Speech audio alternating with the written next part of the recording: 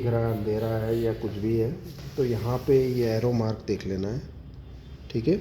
ये arrow mark के हिसाब से आईसी एडाप्टर पे भी यहाँ एरो मार्क है जी। ठीक है। ये एरो मार्क के ऊपर ये जो एरो वाला है एरिया है वो ऐसे रख दो, ठीक है। ये आईसी फिट हो गई। इसमें दो तरह के सांचे आते हैं, एक छोटी आईसी के लिए, एक ये बड़ी आईसी है। छोटी आईसी के लिए इससे छोटा आता है, वो लगा देना छोटी आईसी को, ठीक है। उसमें भी ऐसा ही मार्किंग होगा। ये पूरा चेंज होता है 2 स्क्रू खोल के, ठीक है। अभी हमारा ये आईसी के हिसाब से सही है। हमने आईसी सही से फिट कर लेने के बाद प्रोग्रामर के लास्ट के डिवीज़न में रखना है इसको, ठीक है। इसके बाद लॉक कर लो लास्ट वाले में। स्मार्ट आइडेंटिफाई बटन है और इस टाइप के काम कर रहे हैं उसके लिए स्मार्ट आइडेंटिफाई। ऑटो आईएसपी किसके लिए, जिसमें हम ये वाला यूज़ करते हैं, डायरेक्ट बोर्ड से कनेक्ट करते हैं। पुराने बोर्डों में हम डायरेक्टली फ्लैश आईसी जो होती थी, फ्लैश आईसी, उसकी प्रोग्रामिंग बोर्ड से बोर्ड ही करते थे। अभी स्मार्ट आइडेंटिफाई पहले दबाना है। इसमें 4 चीज़ें दिख रही है, बाकी हाईलाइट नहीं कर रही, ठीक है। पहली वाली है फ्लैश आईसी और EEPROM आईसी, ठीक है। उसे सिलेक्ट करोगे, अगर जो आप वो उसको कर रहे हो उसको भी लास्ट के 8 में डालना है, ठीक है। NAND IC, NAND flash 48 pin की आईसी आती है। अगर जो आपको 48 पिन की आईसी प्रोग्राम करनी है तो इसे नैंड फ्लैश करके ओके दबाना है। वैसे ही अगर जो प्रोग्रामिंग कर रहे हो और प्रोग्रामिंग इस तरह की कर रहे हो, उस हिसाब से सारे वायर्स लगा लो पहले आप। केबल्स की लेंथ इतनी या इतनी होनी चाहिए, इससे ज़्यादा नहीं, ठीक है। कंटिन्यूटी प्रॉपर होनी चाहिए, सोल्डरिंग प्रॉपर होनी चाहिए। इसमें क्या क्या कनेक्ट करोगे, VCC Q, VCC data zero, command, clock, ground, ठीक है। ये 4 वायर अपने जो हमने ISP प्रोग्रामिंग करते हैं तो कैसे करते हैं, ये सारे वायर्स पहले तो पिन आउट आपके पास होना चाहिए, उसके हिसाब से आपको सारे वायर्स कनेक्ट कर देने बोर्ड पे। ट्विस्टर दोनों पिन शॉर्ट करके बोर्ड पे ग्राउंड कर दो, ठीक है। फिर बाद में इसको डायरेक्टली इसके अंदर ऐसे फिट कर दो, ये ऐसे, ठीक है। ये ऐसे फिट हो जाएगा। फिट कर लेने के बाद ये वाला फंक्शन से सिलेक्ट करके ओके दबाओ। फिर रीड करो, राइट करो, जो भी करो। कभी एरर बताए तो सेटिंग में जाके 3.3 है तो 1.8 कर लो, 1.8 है तो 2.3 कर लो, ठीक है। एरर नहीं आएगी। अगर जो आपने वायरिंग प्रॉपर की है, वोल्टेज सेटिंग सही की है तो एरर चली जाएगी, रीड हो जाएगा, ठीक है। उसमें पार्शियल एड्रेस रीड करना है या पूरा एड्रेस रीड करना है, मैं इस वाले से बताता हूँ अभी आपको। तो हमने अभी जो काम कर रहे हैं उसमें क्या किया है, आईसी को निकाल लिया है और आईसी को प्रोग्रामर सॉकेट पे लगाकर छोड़ दिया है और इसको ओके दबाना है। ये MMC ISP में वायरिंग ये वाला, ठीक है। तो अभी ISP यूज़ नहीं कर रहे हैं तो ये वाला यूज़ कर रहे हैं, ओके बटन दबा दिया। तो अभी कौन सा मोड सिलेक्ट हुआ, EMMC मोड। सेटिंग में जाओ, 3.3 वोल्ट रख के और ये इतना रख के आपने ओके बटन दबा देना है और इसमें ये दोनों चीज़ बंद कर देना। क्या है, enable force erase to clear user area password and remove temporary file, ठीक है। ये और स्किप CRC अभी अनचेक रहने दिया है। कभी आपको पूरी तरह क्लीन करना हो आईसी तो इसको एनेबल कर लो, ओके दबा दिया। इसमें डेटा रीड करना है, पहले तो रीड बटन का इस्तेमाल किया। तो ये बता रहा है कि प्रोग्रामर के कुछ पिन में प्रॉब्लम है। तो ये तो भी क्या है, बहुत पुराना हो गया, 2017 से चल आ जाता है। तो थोड़ा बहुत ऐसे करके हिला लो तो ये पेज ओपन हो जाएगा। उसके बाद फिर क्या है, आपको प्रोग्रामर, अभी मैं खाली टैम्प फाइल बना रहा हूँ इधर, टैम्प, ठीक है। सिर्फ आपको सिखाने के लिए एक फ़ोल्डर बनाया है, इसके अंदर न्यू फोल्डर बना देते हैं, एक टैम्प फोल्डर, ठीक। ओके, ओपन दबा दिया, ओपन दबा दिया, सेव कर दिया, तो ये रीड होना शुरू हो जाएगा। सारी फाइल एक ही जगह पे रीड हो जाएगी, चाहे वो कितने GB की है। देखो ये MMC जो हमने जो डाली है वो है 7.28 GB की।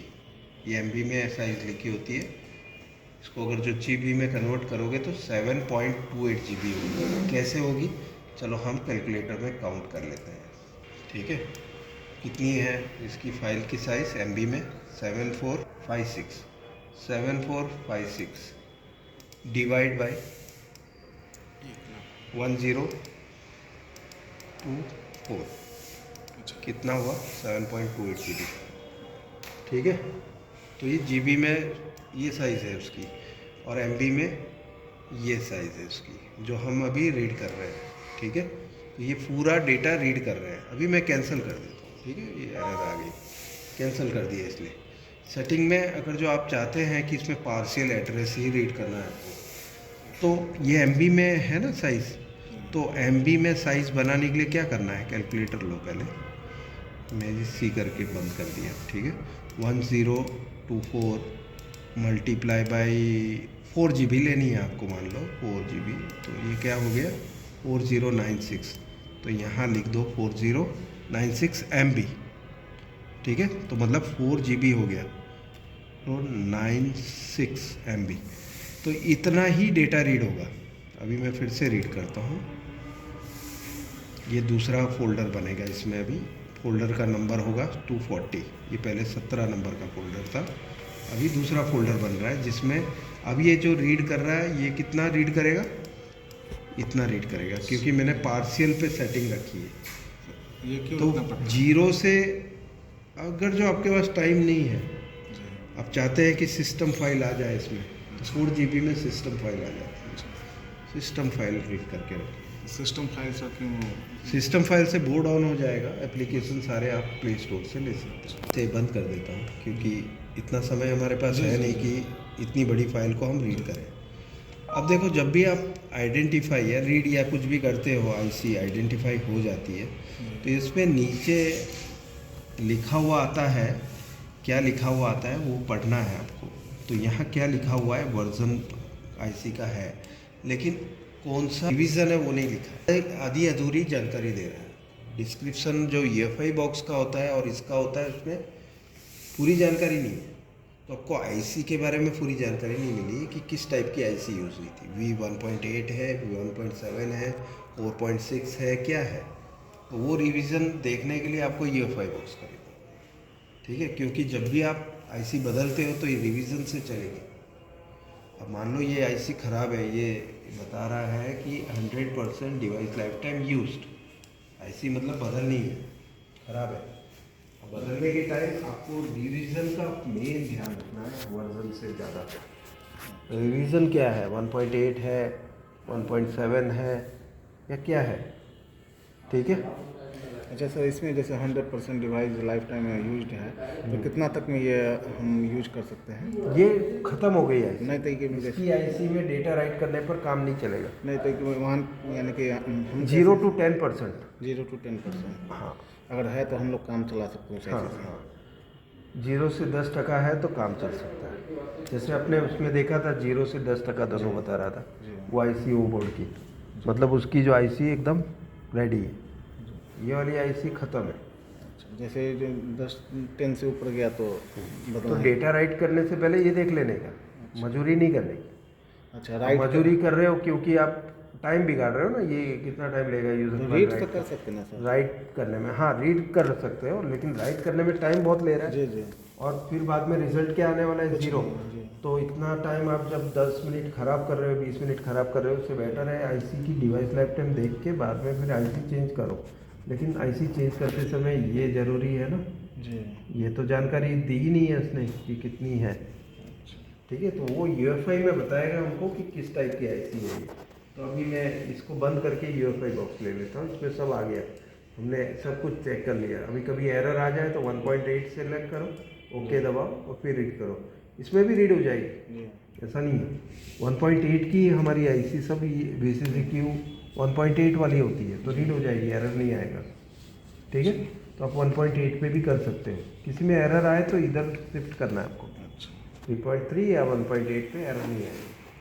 कभी एरर आई बीच में तो स्किप CRC कर लेना है, तो बीच में जो एरर आती है CRC एरर वो नहीं आएगी, वो CRC एरर को स्किप कर देगा। ठीक है, बीच में एरर आती है तो शुरू में ही चलता नहीं है तो इससे सेट होगा। वो वायरिंग सही है, चला नहीं तो वोल्टेज सेटिंग से सही हो जाएगा। जैसे उसमें सर बताए थे कि बूट 1 बूट 2 यूजर में ही था, इसमें तो नहीं। पॉज कर देना, नहीं तो अच्छे से साफ करके रखना है, सॉकेट भी खराब हो जाए, फिर कोई भी EMMC में एरर आ जाएगी।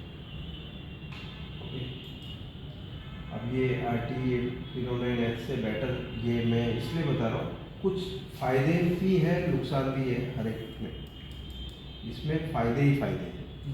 ठीक है, अब फ़ायदे क्या है वो देख लो।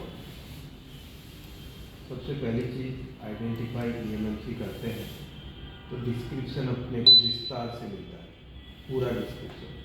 इसमें रिवीजन जो है CSD रिवीजन वो भी दिखाता है हमको कि किस रिवीजन की, तो नए ज़माने की IC है 1.8। तो हमारे जो भी अभी नए ज़माने की IC है वो सारी 1.8 होती है, तो वो भी आइडेंटिफाई करो तो ये देख लो। आइडेंटिफाई करने पर ये देख लो कि ये दोनों MMC का वर्जन और रिवीजन दोनों सेम।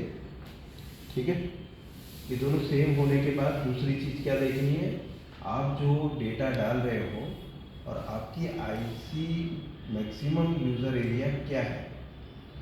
ये इस IC का यूज़र एरिया है 7.28 GB, और आप डेटा डाल रहे हैं 16 GB का, तो गलत IC ले लीजिए। ठीक है, तो आपको 16 GB की ही IC लेनी है। ओके, एक तो ये हो गया। दूसरा, डिवाइस की पार्टीशन क्या है। आप जब डेटा डालते हो तो आपने CSD फाइल डाली, तो आपको वही वो एरिया सिलेक्ट होना चाहिए इसमें जो आपकी CSD फाइल यूज़र फाइल में है या रूट 1 में है, रूट 2 में, उस हिसाब से CSD फाइल होनी चाहिए। ठीक है, वो भी गलत हो गई तो आपका बोर्ड काम नहीं करेगा। यूज़र एरिया सेम होना चाहिए आपके बोर्ड के हिसाब से। ठीक है, बूट पार्टीशन मायने नहीं रखती जब यूज़र एरिया से अनेबल्ड हो फुटिंग, तो बूट फाइल, ये दोनों फाइल को छोड़ के ये दोनों भी राइट करोगे तो भी बोर्ड चल जाएगा, जैसे कि वो वाले में हमने देखा। ठीक है, वो अभी तो नहीं देखे, लेकिन वो चालू हो सकता है वो। ओके, अभी यहाँ पे ये सारी चीज़ देखने के बाद IC चलेगी कि नहीं वो देखना ज़रूरी है। तो मैन टेस्ट इम्पॉर्टेंट टेस्ट है कि करते समय डेटा पहले रीड कर लेना है, ये बता रहा है वार्निंग। ठीक है, वार्निंग जब भी आए तो उसको सीरियसली लेना है। इससे यूज़र एरिया पार्टीशन आपका डिलीट हो जाएगा, बूट 1 पार्टीशन डिलीट हो जाएगा, बता रहा है हमको। इसको इग्नोर नहीं करना है कभी, नो करके रीड करके फिर बाद में ये काम यस करना है। ठीक है, अभी मैं यस कर रहा हूँ क्योंकि इसकी डेटा की ज़रूरत नहीं है। अगर जो इसकी सभी पार्टीशन हेल्दी बताती है तो इसमें डेटा राइट करने पर चल जाएगा। अगर जो हेल्थ रिपोर्ट ख़राब भी हुई, ठीक है, exceeded its maximum estimated device life time, मतलब ये जो लाल में MLC बता रहा है वो बहुत ख़राब बता रहा है, रिपोर्ट ख़राब है इसकी, फिर भी नैन टेस्ट आपका ओके है। तो मैंने 1.7 वर्जन वाली IC में 800 में मेरे पास वो IC ही नहीं है, तो मैंने ख़राब IC में भी डेटा राइट करके बोर्ड को ऑन कर दिया, बोर्ड ऑन हो जाता है, सारी एप्लीकेशन YouTube वगैरह सब अच्छी तरह रन करती है। तो इग्नोर करके नैन टेस्ट से पास होने के बाद डेटा राइट कर दो, काम फिर चलेगा। लेकिन ये सब मैच होना चाहिए आपकी डेटा के साथ। अभी जैसे मेरे पास ये पड़ा है ना, अभी मैं तुमको बता देता हूँ डेटा। अच्छा, मैंने ये निकाल रखा है, ये मैंने लगा, ये अपने आप से अभी ओपन नहीं होगा। उससे पहले अपने टक टक करके सारे पेज खुलते थे, अभी नहीं होगा। ठीक है, अभी मेरे को वो डेटा मैं बताता हूँ आपको किस वजह से मैं ये वर्जन पे बहुत फोकस कर रहा हूँ। देखो मैंने लिखा हुआ है 43W800D tested okay fine. Fine मतलब मैंने काम किया है और वो चला भी है, इसलिए फाइन लिख दिया है कि मैंने टेस्ट कर लिया है, इसको दूसरे बोर्ड पर चल रही है ये फाइल। तो इसकी डिस्क्रिप्शन अभी नहीं है इसमें, मैं देख लेता हूँ, 800 देख लीजिए। ठीक है, डिस्क्रिप्शन मैंने ओके बोर्ड से ली हुई है। तो ये बोर्ड पे IC पे क्या लिखा हुआ है 1.7, और ये IC क्या लिखा है 1.8। तो अगर जो मैं इसमें डेटा राइट करूँगा ये वाला ओके डेटा, ओके होने के बावजूद भी बोर्ड सोनी के लोगों से आगे नहीं बढ़ेगा। क्यों?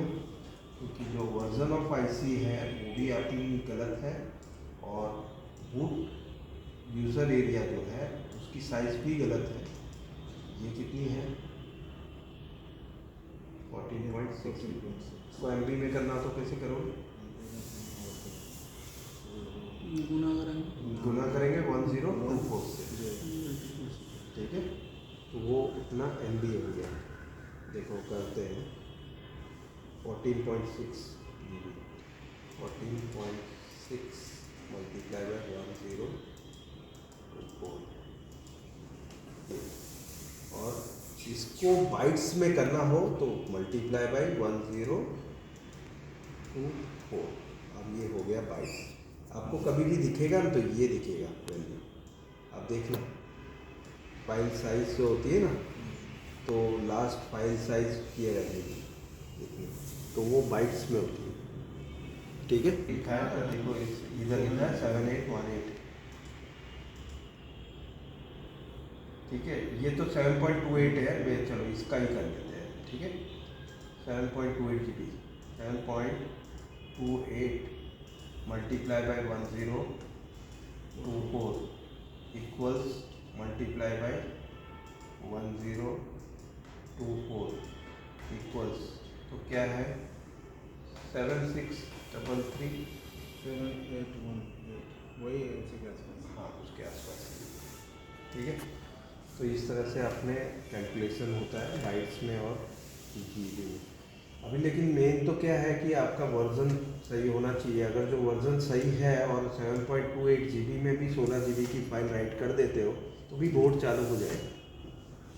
कुछ एप्लीकेशन है जो डाल नहीं पाओगे बिकॉज उसमें जो स्पेस होगी एक्स्ट्रा स्पेस वो नहीं होगी, तो एप्लीकेशन नहीं डाल पाओगे। चालू हो जाएगा तो HDMI सब कुछ चलेगा।